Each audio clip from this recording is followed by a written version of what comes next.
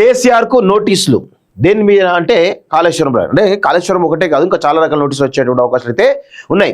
కేసీఆర్తో పాటు హరీష్ రావు ఇద్దరిపైన కూడా ఇప్పటి వరకు ఈ కాళేశ్వరం సంబంధించిన విచారణ కమిషన్ ఏదైతుందో పీసీ ఘోష్ గారు ఎవరైతున్నారో ఇంతవరకు కేసీఆర్ను కానీ హరీష్ రావును కానీ పిలవలేదు. సో ప్రస్తుతం కేసీఆర్ను హరీష్ రావును కూడా నోటీసులు ఇచ్చేటువంటి అవకాశాలు చాలా స్పష్టంగా కనబడుతూ ఉన్నాయి. సిద్దిపేట ఎమ్మెల్యే హరీష్ రావుకు సైతం కాళేశ్వరం ఇష్యూలో త్వరలో జారీ చేసే అవకాశం, ప్రాజెక్టు అవకతవకలపై విచారణకు పిలిచేటువంటి ఛాన్స్. ఇప్పటికే మాజీ ఐఏఎస్లు, కాంట్రాక్టర్లు, ప్రైవేట్ వ్యక్తుల ద్వారా ఎంక్వైరీ ఆల్రెడీ కంప్లీట్ అయిపోయింది. సో ప్రస్తుతం మిగిలింది ఇద్దరు. ఇందులో ఈ రాష్ట్ర ముఖ్యమంత్రిగా ఉన్నటువంటి కేసీఆర్, అదేవిధంగా నీటిపారుదల శాఖ మంత్రిగా ఉన్నటువంటి హరీష్ రావు, ఇద్దరు చాలా పెద్ద ఎత్తున వాళ్ళ ఇన్వాల్వ్మెంటే ఉంటుంది ఇలా ముఖ్యంగా. ఎందుకంటే ఇటు హరీష్ రావు కానీ కేసీఆర్ కానీ ఇద్దరే తోడు దొంగలు యాక్చువల్గా, వేరే ఎవరూ కాదు. ఎందుకంటే కేసీఆర్ చేసినటువంటి ప్రెజర్ వల్లనే ఈరోజు అధికారులు కూడా వాళ్ళ కేసీఆర్ ఆదేశాల మేరకే పనిచేసినది చాలా స్పష్టంగా తెలుస్తూ ఉంది. సో కర్త కర్మ క్రియ మొత్తం కేసీఆరే. 3 బ్యారేజీల నిర్మాణ స్థలం, బ్యారేజీల్లో నీరు నిల్వ చేయడం, ప్రాజెక్టు డిజైన్లు, వ్యాప్కో సంస్థకు నామినేషన్ పద్ధతిపై సర్వే పనులు ఇవ్వడం తదితర విషయాల్లో అప్పటి సీఎం కేసీఆర్ నిర్ణయం తాము ఫాలో అయ్యామని నీటిపారుదల శాఖ ఉన్నతాధికారులు కమిషన్ ముందు హాజరై ఇప్పటికే వాంగ్మూలం ఇచ్చారు. తాము వాటి డిజైన్లు ఖరారు చేయలేదని, కేసీఆర్ సూచనలకు అనుగుణంగానే వ్యవహరించాల్సి వచ్చిందని స్పష్టం చేశారు.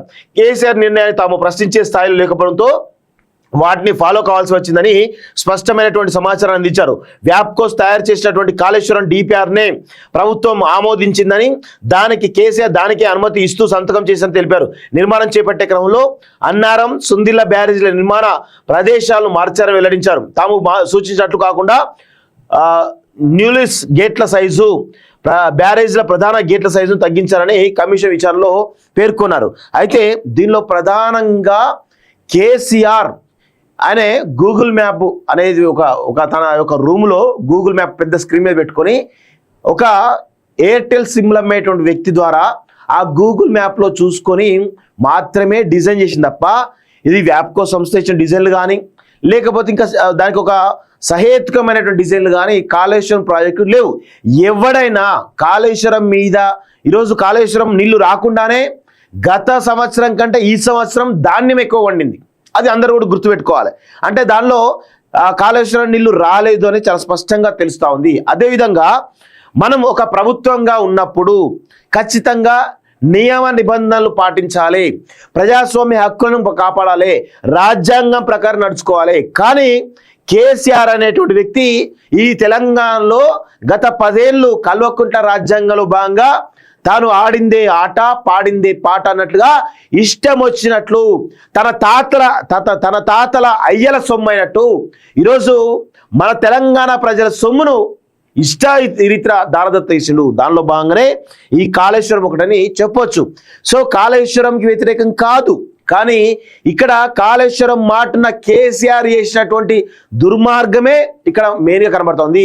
ఆయన ఏదో 80,000 పుస్తకాలు చదివిండు కదా, నేనే మొత్తం నాకే అని తెలుసు కదా అని అనుకుంటా ఉంటాడు. కానీ కేసీఆర్ అంతా దిగజారుడుతమైనటువంటి నాయకుడు ఈ ప్రపంచంలోనే లేడు.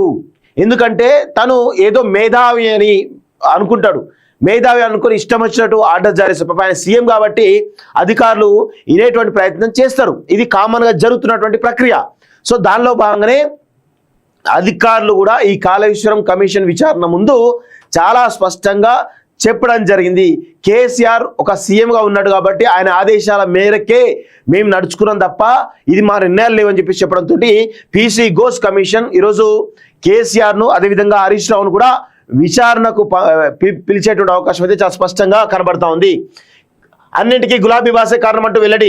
రాష్ట్రానికి చేరుకున్న జస్టిస్ పినాకి చంద్రఘోష్ మరో 52 మంది నీటిపారుదల శాఖ అధికారులకు తాజాగా నోటీసు. సోమవారం నుంచి విచారణకు హాజరు కావాలని ఆదేశం.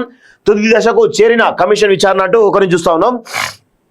కాళేశ్వరం ప్రాజెక్టు విచారణలో భాగంగా బీఆర్ఎస్ పార్టీ అధినేత మాజీ ముఖ్యమంత్రి కేసీఆర్ కు త్వరలో నోటీసులు జారీ కానున్నట్లు తెలుస్తున్నది. ఆయనతో పాటు గత ప్రభుత్వంలో నీటిపారుదల శాఖ మంత్రిగా పనిచేసిన హరీష్ రావుకు సైతం నోటీసులు ఇవ్వనట్లు సమాచారం. ఈ మేరకు విచారణ చేస్తున్నటువంటి జస్టిస్ పినాకి చంద్రఘోష్ రంగం సిద్ధం చేసినట్టు తెలిసింది.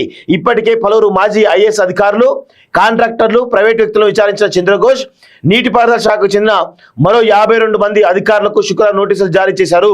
సోమవారం నుంచి విచారణకు హాజరు కావాలని ఆదేశించారు. గురువారమే ఆయన రాష్ట్రానికి చేరుకున్నారు. ఘోష్ డిసెంబర్ 5 వరకు ఇక్కడే ఉండి విచారణ కొనసాగించనున్నారు. కాగా ఇటీవలే కాళేశ్వరంపై చంద్రఘోష్ విచారణ గడువును ప్రభుత్వం డిసెంబర్ 31 వరకు పొడిగించింది.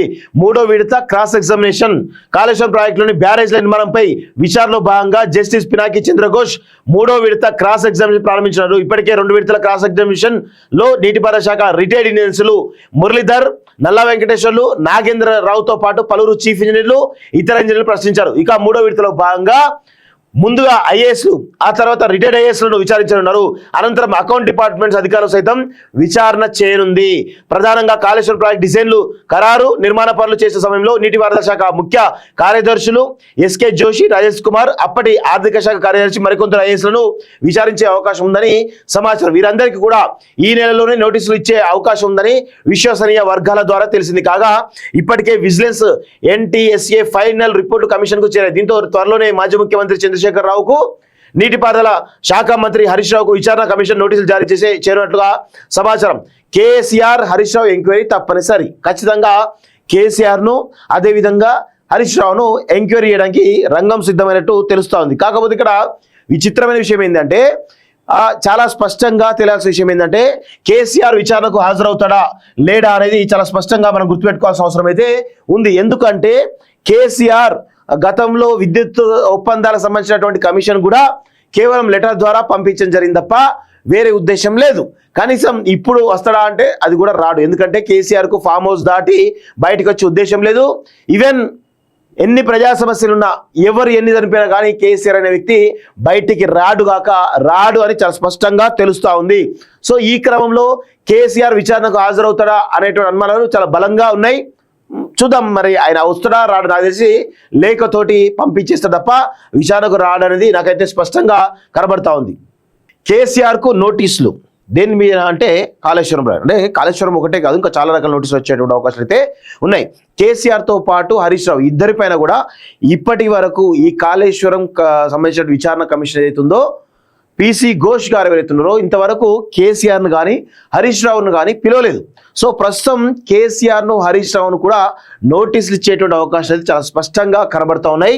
సిద్దిపేట ఎమ్మెల్యే హరీష్ రావుకు సైతం కాళేశ్వరం ఇష్యూలో త్వరలో జారీ చేసే అవకాశం, ప్రాజెక్టు అవకతవకలపై విచారణకు పిలిచేటువంటి ఛాన్స్.